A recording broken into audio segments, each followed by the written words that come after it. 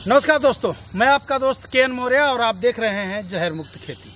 जहर मुक्त खेती में आज लीक से हट करके एक किसान से मैं मिलवाऊंगा जिन्होंने 48 डिग्री सेंटीग्रेड जहां तापमान चला जाता है वहां उन्होंने वो कर दिखाया है जो शायद ही पूर्वांचल में किसी ने सोचा होगा।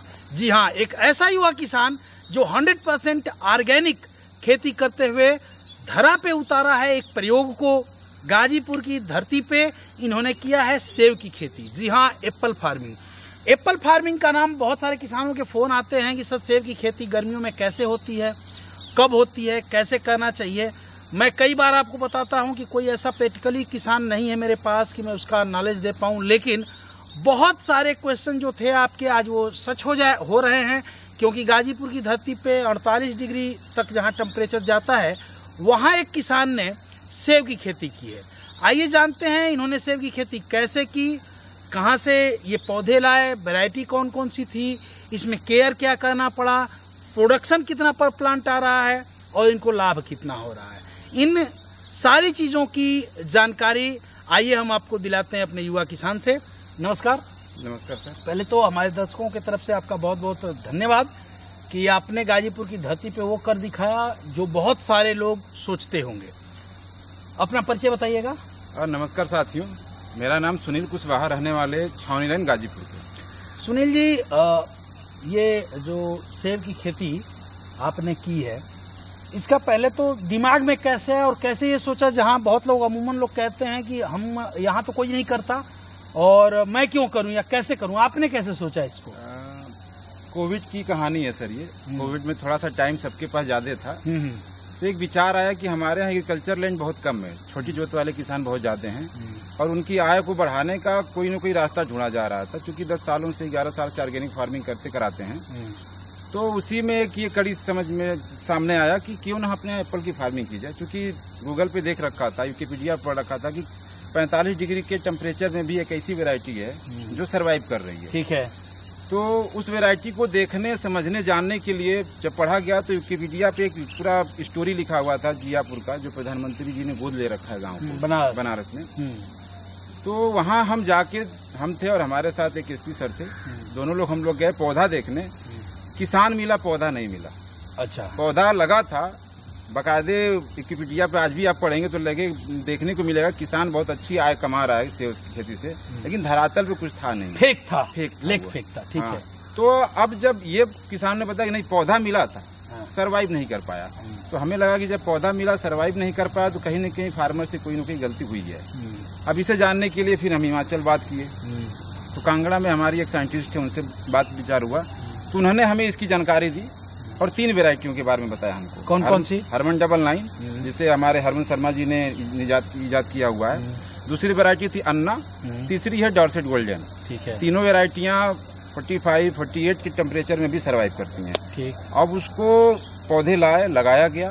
पौधे की कास्ट क्या है? उस टाइम जो पौधे की कास्ट आई थी वो 360 प्लस था। 360 रुपये एक पौधे का था। ठीक है। टोटल कितने पौधे लगे हुए हैं? 222 हैं। 222। ठीक है। अब 360 उस टाइम था, लेकिन आज के डेट में पौधे आपको 110, 150 के भी मिल जाएंगे। लेकिन दिक्कत ये है कि आपको ये देखना पड़ेगा कि वो पौधे ग्राफ्टेड है कि टिश्यू है। ठीक है। तो क्योंकि हर वैरायटी के पौधे आते हैं, तो कोई फल 4 साल बाद देगा, 5 साल बाद देगा। जैसे जो हमारा प्लांट देख रहे हैं, ये दूसरे साल से फल देना चालू कर दिया। ठीक है। तो ये टिश्यू है, ग्राफ्टेड है, क्या है? ये टिश्यू कल्चर का प्लांट है। ये टिश्यू कल्चर है। ठीक है। और कुछ इसमें रख रखाव की जरूरत पड़ी। जब पौधा लगाया गया तो एक छोटी सी स्टोरी है।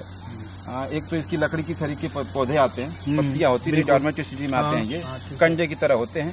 जब ला के लगाया गया सिंगल फोन आया कि कुरियर में आपका पेड़ आ गया है। उनके साला कुरियर में 222 पेड़ कैसे आ गया?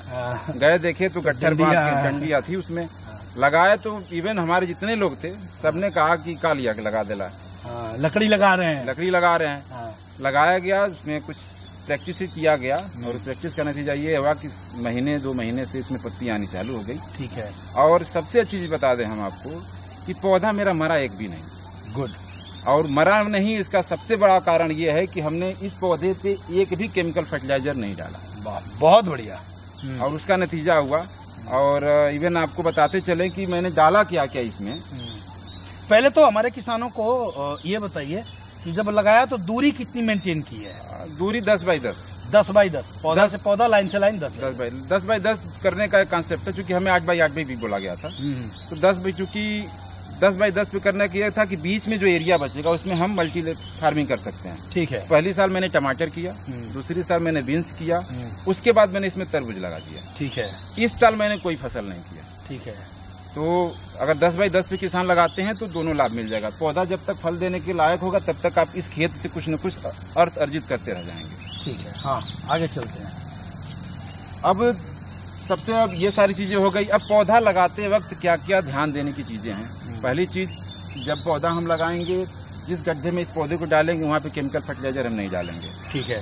और जहाँ तक मेरा मानना है कि ठंडे देश का पौधा है, ठंडे प्रदेश का है, जहाँ माइनस में टेम्परेचर जाता है, तो यहाँ जब इसको हम लगा रहे हैं तो कुछ इस टाइप का मौसम माहौल दिया जाए। तो पौधा लगाते वक्त इसमें हमने vermicompost, root fungal guard और हमारा एक आता है भूमि पावर, ठीक है, ग्रीन प्लानेट का, मैंने उसका उपयोग किया और बहुत बढ़िया से पौधा मेरा सर्वाइव किया। ठीक है। लेकिन एक चीज मिस कर रहे, बताते चले कि पौधा कभी भी हम लगाएंगे तो दिसंबर जनवरी में ही लगाएंगे। ठीक है, गुड टाइमिंग। हाँ, टाइमिंग 10 फरवरी से पहले हमारा प्लांटेशन हो जाना चाहिए। ठीक है। और बाकी चीजें तो जो हमने जड़ में बताया आपको, इसे जड़ में डालिए। ऊपर से जो आप स्प्रे का जाता है, जैसे वहाँ भी आपको केमिकल फर्टिलाइजर का उपयोग नहीं करना है, चाहे केमिकल कोई भी पेस्टिसाइड, इंसेक्टिसाइड, फंगिसाइड का उपयोग नहीं करना है, अगर क्योंकि उसके साइड इफेक्ट बहुत आएंगे प्लांट पे। और एप्पल का प्लांट मैं बताऊं, आपने मेरी वीडियो देखी होगी, मैंने सेब पे बहुत काम किया हिमाचल में। एप्पल का पौधा बहुत सेंसिटिव होता है, तो इसलिए हम जब भी किए इसको तो ग्रो हुआ, ब्लूम हुआ, नाइट्रोकिंग हुआ, इनका उपयोग किए। एक उत्पाद को मैंने कभी मिस नहीं किया और अपने सारे किसान भाइयों से कहेंगे सर कि वो भी करें। स्ट्रेस आउट जो एस ऑर्थोसिलिक एसिड है, उसका रिजल्ट हमारे इस पौधे बहुत ज्यादा आया। ठीक है। क्योंकि एक तो सबको पता है कि विपरीत परिस्थिति में इसको पाला जा रहा है, भले बनाया गया है 45-48 के, कि फिर भी ये विपरीत परिस्थिति का है। तो विपरीत परिस्थिति में होते हुए भी इस पे हमने जो स्ट्रेस आउट का उपयोग किया, जो मौसम के विपरीत परिस्थितियों से हमारे पौधों को बचाता है, वो बचाया ही, और उसका रिजल्ट आपके सामने है। एप्पल के जो फार्मर हैं, एक चीज मैं दिखाऊं आपको, एप्पल में रस्टिंग की बहुत समस्या आती है। जैसे नाकंडा से जब लोअर बढ़ेंगे, लोअर के नीचे की तरफ आएंगे, तो वहाँ मैंने देखा कि रस्टिंग से पूरा यहाँ रस्टिंग दिख रही है थोड़ी सी, और वहाँ तो पूरा ही ये पूरा खराब हो जाता है। लेकिन इस प्लांट में देखिए, चूंकि ये 48 डिग्री सेंटीग्रेड में यहाँ टेम्परेचर 48 डिग्री तक चला जाता है, फिर भी रस्टिंग बहुत कम है।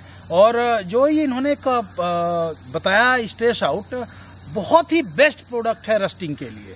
हाँ, फिर सर बाकी फ्लावरिंग जब स्टार्ट होती है, इसमें हमने ब्लूम का उपयोग किया। ठीक है। अब ब्लूम को कभी भी किसी भी ग्रोथ प्रमोटर को या फ्लावरिंग फुटिंग की दवा को सिंगल नहीं मारा मैंने। ठीक है। हमेशा इस पे नीम ऑयल का उपयोग किया।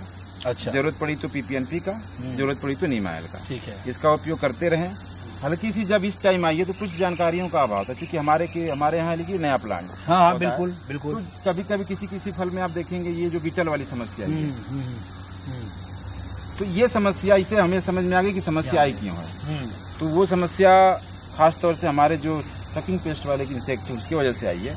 तो अब इसके लिए भी अगर हम वायरोसोल हुआ, वायरोहिट या इसका उपयोग करेंगे, कार्बोमाइट हो गया, तो इससे हम बचा लेंगे। सुनील जी, एक मजबूत पार्ट ये आता है कि आपने 210 पौधे लगाए, 220 या 22 पौधे लगाए, 2 साल बाद ये फ्रूटिंग शुरू हुआ। एक तो किसानों को बताइए कि आर्थिक रूप से कितना फायदा है किसानों को? थोड़ा सा किसान भाई खुद कैलकुलेशन करिएगा। एक पौधा जो इस टाइम हमारा फल है, अभी फल टूट चुका है, करीबन 1.25 कुंटल मैंने फल निकाला इसमें से। ठीक है। एक पौधा नियर अबाउट हमें लगता है कि कम से कम, अभी जो कंडीशन था, अगर औसतन निकाला जाए तो 8 से 10 केजी का फल था। 10 केजी हम मान लें, कहीं 5 था, कहीं 7 था, कहीं 15 भी था, तो औसतन 10 केजी आप मान के चल सकते हैं।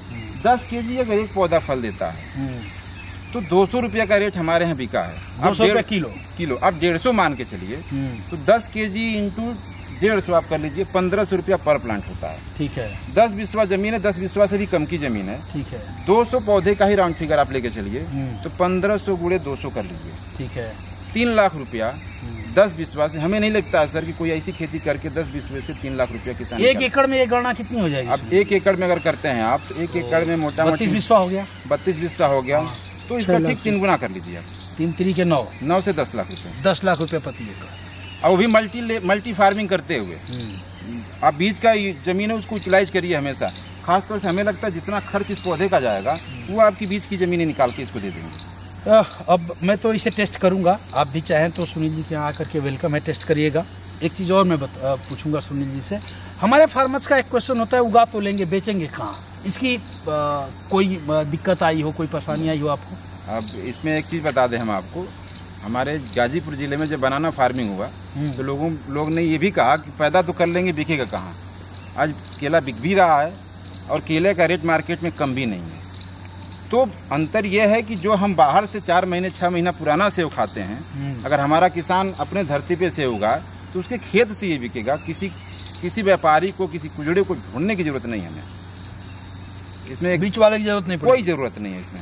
और बहुत ही शानदार फल है ये, खाने में भी।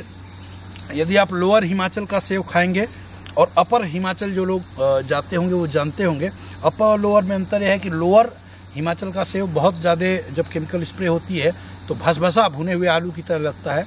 ये बहुत टाइट है, इसको ऑलरेडी एक फल दीजिएगा, ये इसे तोड़िए, मैं आपको दिखा रहा हूँ इस फल की क्वालिटी। ये देखिए, इसकी आवाज़ देखिए, टन टन बोल रहा है ये, और नहीं तो ये दब दब बोलता। ये बहुत बड़ी इसकी न्यूट्रिशन वैल्यू, इससे जो फार्मर हैं जो प्रैक्टिकली कई सालों से कर रहे हैं, न्यूट्रिशन वैल्यू यदि आप कहेंगे तो ऐसे करेंगे ऐसे। और अच्छी बात है कि बिना ग्रेडिंग, बिना इस पे वैक्स के और बिना किसी केमिकल के ये सेव उगाया है इन्होंने। बहुत सारे लोग इस सेव की खेती को करना चाहेंगे सुनील जी, और वो चाहेंगे कि आपसे गाइड लें, तो अपना नंबर बताएंगे इनको? मेरा नंबर नोट कर लें किसान भाई, 8004262164, 8042626164।